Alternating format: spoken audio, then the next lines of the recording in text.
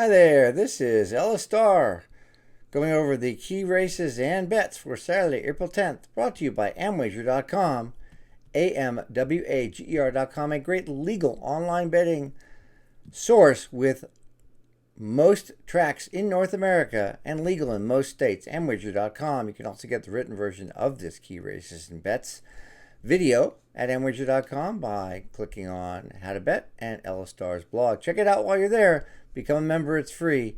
Lots of great tools and perks for the better at amwager.com. We're going to start with the Giants Causeway Stakes, race 8 at Keeneland, post 4:57 Eastern. And the forecast calls for a bit of rain on Saturday, but it looks like it's easing up a bit in terms of the volume, so I think they'll try and keep this race on the grass. A bit of both and Into Mystic kind of stick out in my opinion based on probability to win against the rest. A bit of both loves to win. She's 10 for 18. Most were on dirt before Mike Maker took over training. Since then, she's won once on turf, but twice more on dirt races scheduled for turf, including a stakes race last month. The only time she ran on the Keeneland turf, a bit of both ran really well, and she put in a great workout. She's won back-to-back as well, and I think she's got a nice shot. Into Mystic has been first or second in her last 4 races, if you exclude the Breeders' Cup Sprint, which I'll ignore because she's way over her head. One of those was on dirt. The other 3 were this identical 5.5 furlong turf trip. And like a bit of both, Into Mystic ran a big race. The only time she ran in Keeneland last October.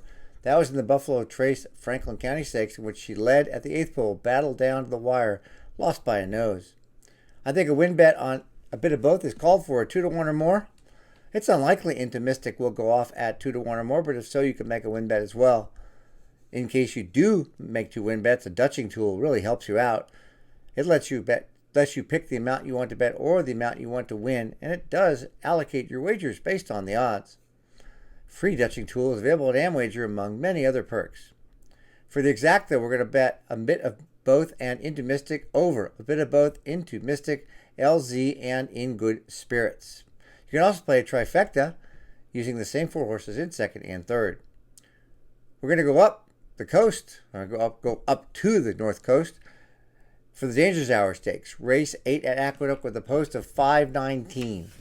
And Rinaldi would be a fantastic low odds overlay win bet anywhere near his 9-2 starting odds, particularly considering he's an absolute lone front runner in an otherwise paceless race, and coming back off a layoff should be really fresh and full of himself. He won wire to wire twice in a row in succession at Saratoga last summer in turf routes, and I think if anybody else takes him on, it's really going to hurt their chances.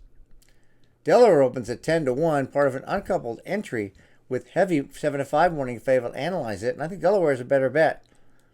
Analyze It was off for 20 months before coming back and winning the Red Bank Stakes last year, but then he bombed in the Shadwell. He's taken 8 months off again. He might not be that healthy, and his effort in the Red Bank wasn't a standout here. I'm going to use him in exotics, but Delaware is a much better price.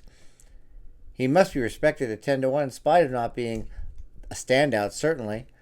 He missed by a neck under identical conditions last November in the Artie Schiller Stakes, which is non-graded stakes just like this, on the Aqueduct turf. He was 3-1 that day. And then he was overmatched in a pair of graded stakes, so back at the non-graded level, Delaware has a nice shot. We're also going to use the 5-2 second choice Decorated Invader, but we'll try and split the favorites, Decorated Invader and Analyze It, with the 2 prices. As far as win bets go, in the Dangerous Hour Stakes, race 8 at Aqueduct, post 5.19, Rinaldi and Delaware can be bet at 3-1, and certainly this is a race in which you don't have to determine how much to bet on those horses if you use a Dutching tool, because that will proportion your bets according to the odds and get the best mathematical edge possible. And there's a free Dutching tool at amwager.com that I use all the time. For the exactas, we're going to play Rinaldi and Delaware over, Rinaldi and Delaware, Analyze It, and Decorated Invader. And then we'll play a similar ticket, which is Rinaldi, Delaware, Analyze It, and Decorated Invader over Rinaldi and Decorated Invader. If Rinaldi and Decorated Invader come in first and second, you got it twice. Otherwise, you're splitting the favorites, and that's the best edge you can do in an exacta in this kind of race. Moving back to Keeneland for the Jenny Wiley Stakes, race 10 at Keeneland with a 6:03 post time on Saturday, April 10th. And in spite of a short field, there's value here because Maxim Rate's my top pick. She was first or second in 5 straight in 2020 before her last start of the year went 5th. I'm always willing to toss out a race before a layoff if it's a bad one. She was just beaten 2 lengths in that race to Grade 1 Matriarch. This is a Grade 1 race. She missed by a head in the first of the 5 of a 7-month layoff, so I have no concern about coming back off the layoff here, 4.5 months. Umberto Rispoli won the Sandy Derby last year with Rock Your World. Comes in from Southern California. He's one of the up-and-coming jockeys in North America. And he was aboard for all 3 of Maxim Rate's wins last year. She has very consistent finishes and equibase speed figures of 104 to 106 in all her races, including the 5th place effort in the Matriarch. And I think she'll fire a big shot fresh. So I like Maxim Rate. The other horse that has a bulk of the probability to win is going to be Micheline, who has the benefit of a race this year where Maxim Rate does not, having come back from 5 months off last month to win the Grade 2 Hillsborough. Jockey Luis Saez was up for the win the first time he rode her, and she got a 107 figure, so we can expect even better second off the layoff. She also has experience at Keeneland, having finished second in the Queen Elizabeth II Challenge Cup last fall, and she put in a big half-mile workout, best of 34, signaling she's in top form. Because we're only using one of the 2 favorites, Micheline, not using the other 2 favorites, Tamahera and Etoile, which I'll get to in a second, we can play a pair of 3-horse exacta boxes here using Juliet Foxtrot, who was probably going to be on a lone lead here, but does have trouble holding the last 8th, but could hang around. And La Signar, who was beaten only a length of Micheline in the Hillsborough, and making her second start off a layoff. As for those other 2 favorites besides Micheline that we're taking a stand against, Tamahera opens at 5-2, won the Sands Point for 3-year-olds only in October, in her U.S. debut, then finished 6th in the Matriarch. She was beaten by Maxim Rate, who was 5th. The 94 Equaway speed figure in the Sands Point was really low compared to the best of the others in here. I don't think she's a standout at all.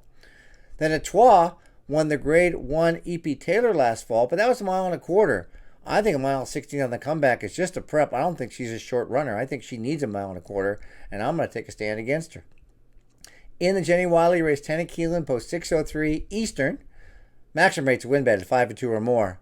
And they will play exacta boxes of Maxim Rate, Micheline, and Juliet Foxtrot. Another exacta box of Maxim Rate, Micheline, and La Signar. Don't forget, you can check out the Key Races and Bets blog, which is a written version of this video, at amwager.com by clicking on amwager.com and how to bet. And while you're there, look around. You might find amwager.com be the perfect internet betting site for you, legal in most states and carrying most tracks. Good luck on Saturday. We'll talk to you next week.